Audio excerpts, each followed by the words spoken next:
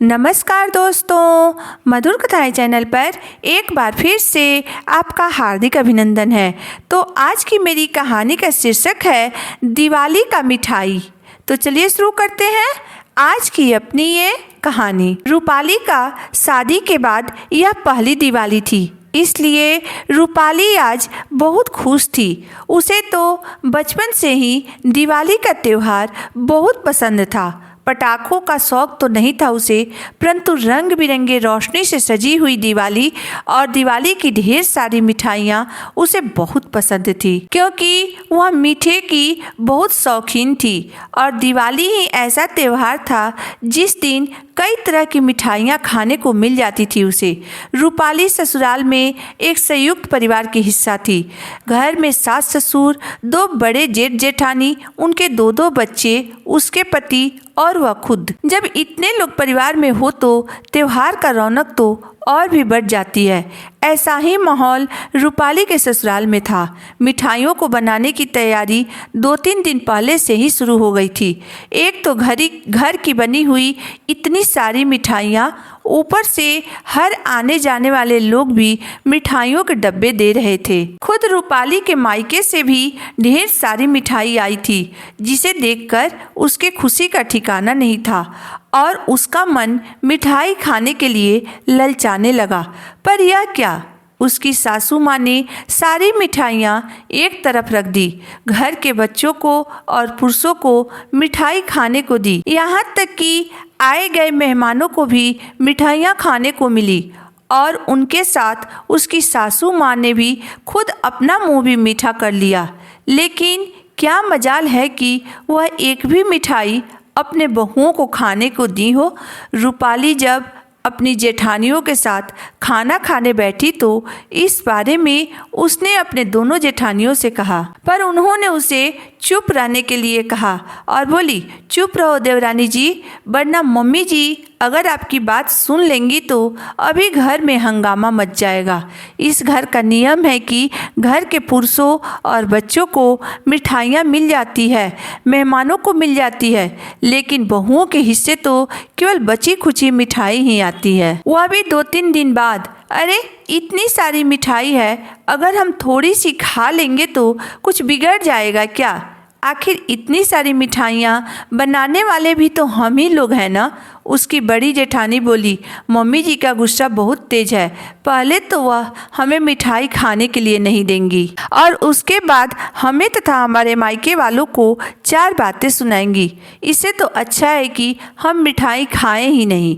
तब रूपाली बोली, इसमें तो कई मिठाई हमारे पीहर वालों की ही तो दी हुई है दीदी। तब उसकी जेठानी उसे समझाते हुए बोली, हाँ उन्होंने दी जरूर है, पर उसे खाने का हक हमारा नहीं है। देखा नहीं था तुमने, मम्मी जी ने खुद अपनी थाली में भी मिठाई नहीं ली थी। कैसी बात कर रही हो आप दीदी? मम्मी जी ने तो खुद मेहमानों के साथ बैठकर मिठाइयों का आनंद पहले ही ले ली है।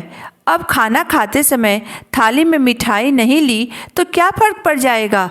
उन्होंने तो मिठाई पहले ही खा लिए और हमें एक टुकड़ा मिठाई चखने के लिए भी नहीं दिया। यह भी कोई बात हुई भला?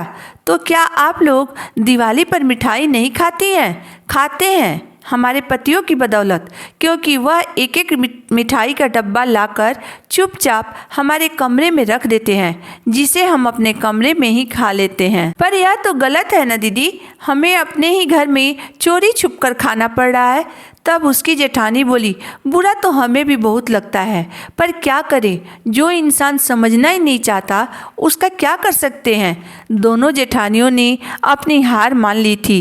तभी रूपाली के पति रुपेश का दोस्त और उसकी पत्नी उनसे मिलने आए। उन्होंने रूपाली को अपने पास बैठा लिया। रूपाली के सास ससुर भी वहीं बैठे हुए थे। उसकी सासू माँ सबको मनुहार करके मिठाई खिला रही थी, लेकिन रूपाली से पूछा तक नहीं। इतने में रुपेश के दोस्त की पत्नी ने एक मिठाई का टुकड़ा लेकर रूपाली को जबरदस्ती खिला दिया, यह कहते हुए कि भाभी जी तो मिठाई खा ही नहीं रही हैं। वहाँ तो उसकी सासू माँ ने कुछ नहीं कहा, लेकिन उनके जाने के बाद तो रूपाली की खैर नहीं। उसकी सास उस पर चिल्लाते हुए बोली, क्या ज़रूरत थी तुम्हें वहाँ मिठाई खाने की? मना नहीं कर सकती थी तुम उन्हें? पर मम्मी जी, मेरी गलती कहाँ है? भाभी जी ने ज़बरदस्ती मुझे मिठाई खिला दी तो मैं क्या कर सकती थी? अच्छा, उसने मिठाई का टुकड़ा तुम्हारे मुंह में डाल दिया और तुमने चुपचाप खा लिया। बहू, यह मत भूलो कि यह तुम्हारा ससुराल है और ससुराल के कुछ अपने कायदे कानून होते हैं। अब यहाँ खड़ी खड़ी देख क्या रही हो? जाओ अंदर, आगे से ध्यान रखना। सासू माँ की बात सुनकर रूपाली के आंखों में आंसू आ गए और वह चुपचाप अपने कमरे में चली गई। पर उसे दुख इस बात का था कि घर में किसी ने भी उसका पक्ष नहीं लिया। आखिर एक मिठाई का टुकड़ा ही तो खाया था उसने, जिसके लिए उसे इतना कुछ सुना दिया गया। शाम को सासू माँ के मायके वाले उनसे मिलने आए तो उन्हें खाना परोसा गया, साथ में मिठाइयाँ भी दी गई। सासू माँ भी उनके साथ ही खाना खाने बैठी और खाना रूपाली ही परोस रही थी। पर यह क्या, रूपाली ने सबकी थाली में मिठाइयाँ परोसी पर अपनी सासू माँ की थाली में एक भी मिठाई नहीं दी। यह देखकर मामी जी ने कहा, अरे बहू, तुम अपनी सास को मिठाई परोसना भूल गई क्या? तब रूपाली बोली, नहीं मामी जी, मम्मी जी तो मिठाई खाती ही नहीं है। अरे ऐसे कैसे नहीं खाती हैं? उसे तो मिठाई बहुत पसंद है। इतने में उसकी सासू माँ बोल पड़ी, मैंने कब कहा तुमसे कि मुझे मिठाई पसंद नहीं है? तब एक बार फिर रूपाली ने कहा, मम्मी जी, आपने सुबह ही कहा था ना कि यह ससुराल है, यहाँ मैं मिठाइयाँ आपसे बगैर पूछे नहीं खा सकती हूँ। तो मुझे लगा कि यह आपका भी ससुराल है, तो शायद आप भी नहीं खा सकती हैं। इस घर का नियम है ना कि बहू को मिठाई नहीं दी जाती है। रूपाली का ऐसा जवाब सुनकर उसकी सासू माँ चुप हो गई और अपने भाई भाभी के सामने उनकी निगाहें झुक गई। वहीं उसके ससुर जी सासू माँ को गुस्से में देख रहे थे। आखिर वह बात को संभालते हुए बोले, अरे रूपाली, तुम्हें गलतफहमी हुई है। इस घर में कभी किसी को खाने पीने के लिए नहीं रोका गया है। अब जल्दी करो, मुझे भी बहुत भूख लगी है। जी पापा जी। ऐसा कहकर रूपाली अपने ससुर जी के लिए भी खाना परोसने लगी। उसकी सासू माँ चुपचाप अपनी निगाहें नीचे किए खाना खा रही थी।